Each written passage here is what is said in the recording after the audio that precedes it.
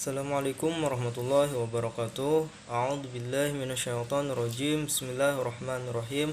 Alhamdulillahirabbil alamin. Assalatu wassalamu ala asrofil anbiya'i wal mursalin sayyidina wa maulana Muhammadin wa ala alihi wa sahbihi ajma'in, amma ba'd. Perkenalkan, kami dari kelompok 2 yang beranggotakan saya sendiri Muhammad Sahdana, Heldawati, Julfa Hasanah, dan Nurul Mawati. Di sini kami akan membahas materi tentang perkembangan fisik dan kognitif untuk tugas ujian tengah semester mata kuliah psikologi umum. Jadi di sini saya sebagai pemateri pertama akan menjelaskan terkait dengan pengertian fisik dan faktor yang mempengaruhi pertumbuhan fisik. Yang pertama, pengertian fisik. Perkembangan fisik adalah perubahan-perubahan pada tubuh, otak, kapasitas, sensorik, dan keterampilan motorik. Papalia dan Old 2001. Perubahan pada tubuh atau fisik ditandai dengan pertambahan tinggi dan berat tubuh, pertumbuhan tubuh tulang dan otot, dan kematangan organ seksual dan fungsi reproduksi. Tubuh remaja mulai beralih dari tubuh kanak-kanak yang cirinya adalah pertumbuhan menjadi tubuh orang dewasa yang cirinya adalah kematangan. Yang kedua, faktor yang mempengaruhi pertumbuhan fisik. Faktor-faktor yang mempengaruhi pertumbuhan fisik diantaranya: 1. Faktor keluarga, yaitu meliputi faktor keturunan dan lingkungan keluarga. 2. Faktor gizi yang erat hubungannya dengan sosial ekonomi. 3. Faktor emosional yang berkaitan dengan gangguan emosional yang dialami selama perkembangannya. 4. Faktor jenis kelamin, di mana laki-laki cenderung memiliki ukuran tubuh yang lebih tinggi dan lebih berat dibandingkan wanita. 5. Faktor kesehatan. Materi yang selanjutnya, contoh perkembangan pada manusia. Di sini, contoh perkembangan pada manusia ada 5. Yang pertama, pubertas pada manusia. Yang kedua, kematangan organ reproduksi. Yang ketiga, peningkatan fungsi tubuh. Yang keempat, perubahan pola pikir. Dan contoh yang terakhir, perubahan sikap dan perilaku. C. Pengertian kognitif.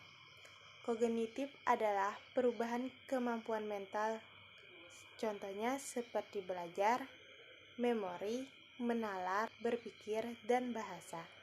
Adapun pengertian kognitif menurut Margaret Matlin adalah proses aktivitas yang melibatkan beberapa jenis kegiatan yang berkaitan dengan mental. Kegiatan yang terkait di sini antara lain mencari, memperoleh, menyimpan, dan menggunakan ilmu pengetahuan. Penggunaan ilmu pengetahuan diharapkan pada situasi dan kondisi yang tepat. Aspek-aspek kognitif. Kemampuan kognitif pasti dimiliki oleh setiap orang yang didapatkan dari berbagai aspek, antara lain, yang pertama pengetahuan. Aspek yang menyangkut beberapa hal akan sesuatu yang mendasar. Yang kedua, pemahaman. Penilaian yang lebih tinggi daripada aspek pengetahuan, tidak hanya mengingat tetapi juga memahami. Yang ketiga, aplikasi. Penerapan atas apa yang telah dipahami merupakan tahapan lebih lanjut dibandingkan tahap selanjutnya. Yang keempat, analisis.